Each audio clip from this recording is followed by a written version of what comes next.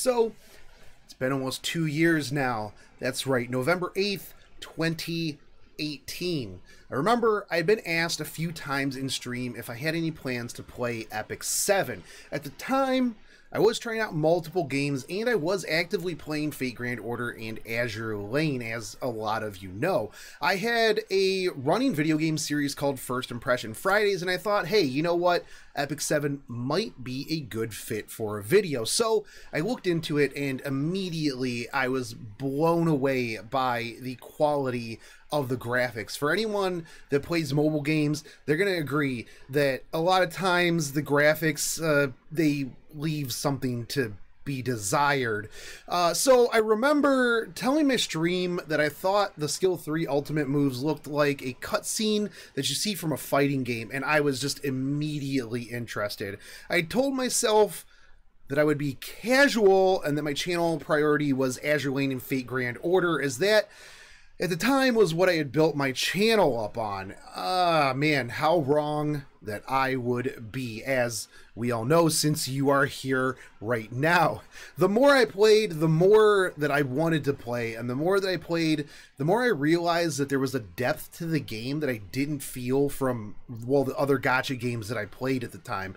I've always been really competitive, and the PvP aspect, along with the team building and the synergy, really put the nail in the coffin of my wallet. I had started to play more and more, and it quickly went from a side game to a main game. However, I opted not to make content for it, and honestly, I actually think that this is one of the reasons that I enjoyed it more. I didn't feel pressured to put out videos for it. I could just take my time, and I understood it, and I just talked about it on stream, which I had started streaming it very regularly. Now, on February 7th of 2019, I started to stream only Epic7. Now, before I had been streaming 2 to 3 games at a time, Fate Grand Order, Azure Lane, Epic7 on my streams, multi-stream drifting. Now, when I switched to just streaming Epic7, this was met with, well, very little enthusiasm, as you can see here. Typically, at the time, I was getting anywhere from 15 to 20,000 views a video and bringing in subs regularly due to my Fate Grand Order content. And, well, going from that to sub 1K views would have most YouTubers opting to drop that content for that game, but, well, not me, because, well, at the end of the day, I like to play and make content for games that I have fun with, and I was having a lot of fun with Epic7. How long have I been playing? So Zariah gave me this account, like, I don't know, a week after it started, and I just kind of played casual for a while, because pretty much any time that I'm like, hey, I'm gonna pick this game up, everyone's like, hey, are you gonna make content for this? And I didn't really want to make content for Epic7 because I was making content for Azure Lane and like FGO, and kind of getting bogged down with both of those. So I was just kind of semi-playing casual, and then the more I played, the more I was just like, yeah, no, I'm gonna play this game. I decided that I would upload streams and polls, and, well, if they got views, awesome. If not, no big deal. I was mostly focused on other content at the time anyways. Fast forward to March 28th, 2019, when I decided that I would start uploading my PvP videos. Climbing to Legend, not really the best name, right? Not like the Clappening or Shogun Versus, like the Road to Legend was what I named it afterwards, but Climbing to Legend, come on, man, that's not a good name. Road to Legend was a lot better. That dropped actually pretty quick when I didn't really get to Legend. Anyways, regardless, we had a segue there. As you can see, the difference here, engagement was, well, not very great, but that didn't stop me. I kept on uploading and started adding in the Shogun versus Guild War gameplay as well. I think it was around this time actually that Epic7 started to shove its way into my #1 spot. Every Wednesday was like Christmas morning. You never knew what awaited you in the patch notes. Was it a new unit? What would it do? What new features were going to be added? It was great, and this was something that I didn't get with other games that were a port of a JP game or a CN game. This was fresh. This was new. We were on the cutting edge. So everything was super exciting for me because it was, well, fresh and new. It really wasn't until the Guilty Gear collab that I started to cover patch notes. And, well, that's because I had a lot to talk about for Baiken because I thought she was going to be OP. And she actually was. Here's a little bit of that.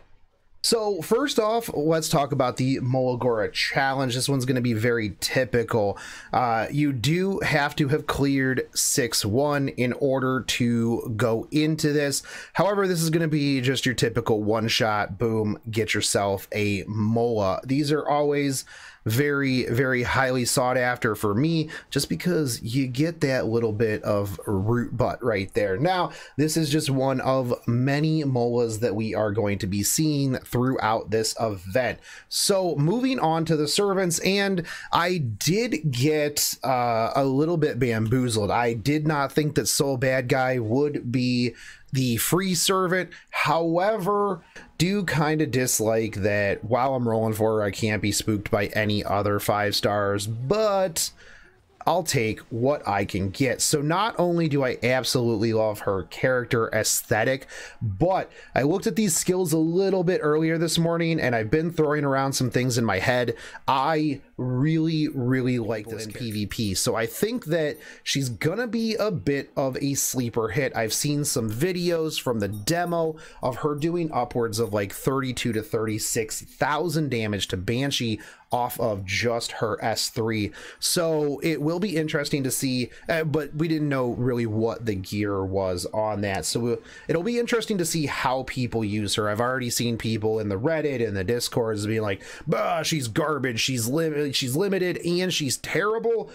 I really think that people need to calm down and wait until the character comes out before they really assess her, because she is limited. I feel like even if she's not fantastic, we'll see something like the TAM buffs where they'll come back, retool a few things. But to be fair, a lot of people thought the DN was garbage when she first came out as well. So take everything people say with a grain of salt, but I think that she is going to be very fantastic. Imagine listening to the internet about limited units. Also, way ahead of the curve on those Molegoras, am I right? Surprisingly, these videos for Guilty Gear did actually pretty alright comparative to like some of the other ones, and the downside is I realized how much I enjoyed just talking about the new stuff, and this led to more and more content creeping its way into my channel. More PvP, more patch notes, crafting videos, guides all started coming, and well, the views actually just stayed about the same. So at the time, I would just throw them in between FGO videos because, well, I didn't really want my channel to die, and I was a little bit on the fence of going whole ham or sticking to what I was doing and not letting what I had built up just kind of fall to the wayside. Around this point, I was throwing everything at the wall to see what stuck and making all kinds of videos while tossing in FGO content here and there, but it started to become a chore, and well, I found myself more and more entrenched in the world that was Epic7. I was streaming it, making content, becoming a source of knowledge for my community, my Discord, my streams. People were asking me questions, and I really, really enjoyed answering them. And then I beat floor 90. Here's the first one. First of 5. Oh. Holy f***, are you kidding me? No fucking way. Dark fucking Corvus. Oh. Wow. The only Corvus that matters. Not the other Corvus. Oh. Clear 490. Get Moonlight Summon. Wow. Wow. Alright, we're going to do a friend summon to clear all of that up. Actually, you know what? No, because every time I, like, do one back-to-back, I get, like, the same thing. So let's see. What's number 2? 3-star. Holy shit, no fucking way. Are you kidding me? Back-to-back 5 stars. Are you fucking serious right now? ML says, yes. Holy crap. Holy crap. Back-to-back 5-star Moonlights. Are you literally worth the 6.5 hours I suffered through this? Holy crap, dude. Oh, hold on. Can we do it again?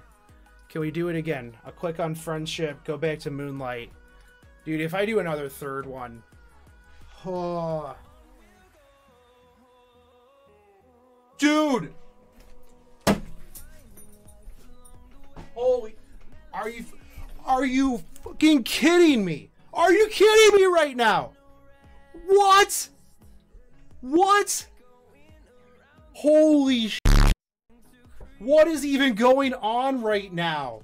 What is even going on right now? Are you kidding me? Like, people who watch my channel know that I, like, don't really get super crazy about things, but, like, what the hell? What? Wow. In all of the time that I have played gacha games, I don't think that I've ever gotten that excited over pulls. Now, if people asked me today what my greatest moment was, it's probably going to be that one right there. And, well, one-shotting Musaki in our roll-off, that was also a really good one because I made his kids cry. The writing was on the wall, and people in my streams and in my Discords could see me shifting more and more to the world of Orbis.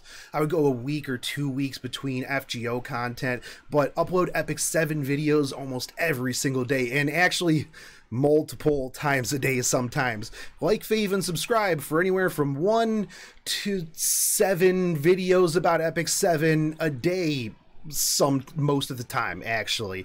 So it really shocked me when Mashu for the community management team reached out to me to invite me to the New York Comic-Con meetup. Honestly, I didn't think that I was even on their radar, as I'd actually been passed over for the content creator program a few times. So it was really just kind of off the wall for me, but I wasn't going to turn it down. I had to set up an anime con the day before the meetup, so I drove 9 hours overnight across Pennsylvania to New York to get a 3-hour nap in a hotel, then get up, go to the meetup, and then drive back home to help break that anime convention down. It was rough, but it was so exciting to be invited and hang out and talk to people and actually meet people who watch the channel, and then come home with my Ruel standee because, well, I couldn't get her in game until I had to pity her in Mystics.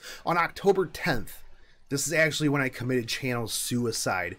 I had been talking this over with friends, other content creators for a while, and really just looking at it, I no longer could put my heart into anything other than Epic7 at that point. And I told my channel that I would no longer be making Fate content, and the exodus was large. I lost a lot of followers, a lot of views, my engagement fell through the floor. Everything that I had built up over 2 years, I tossed out the window in order to pursue a game that I had a lot of fun with.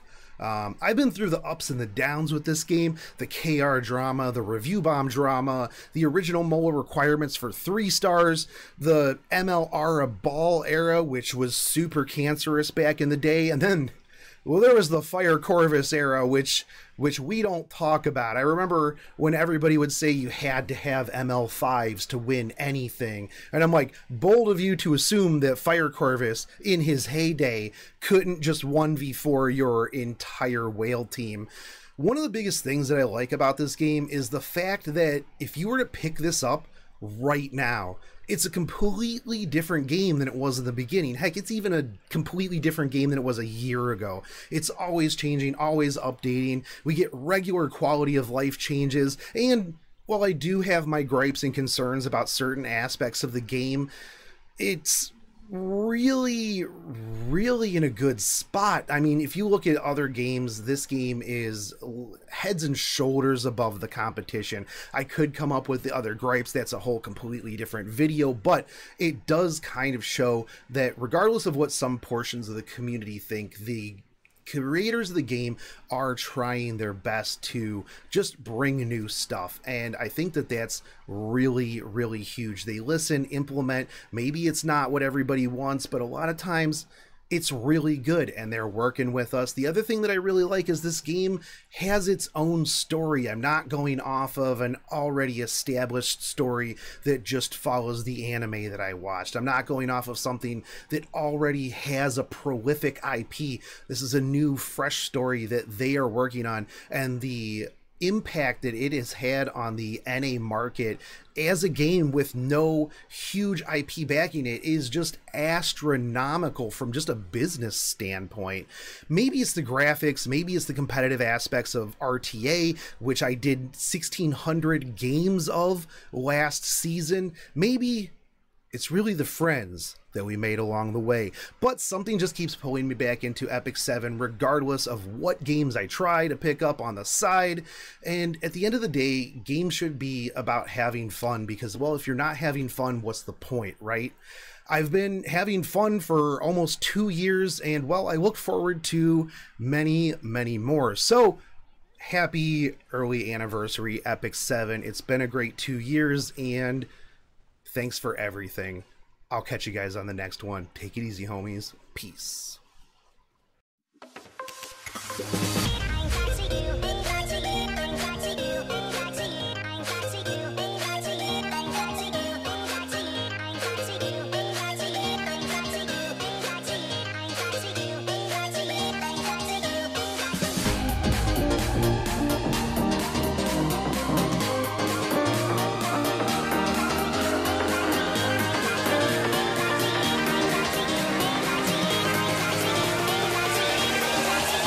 Crack it.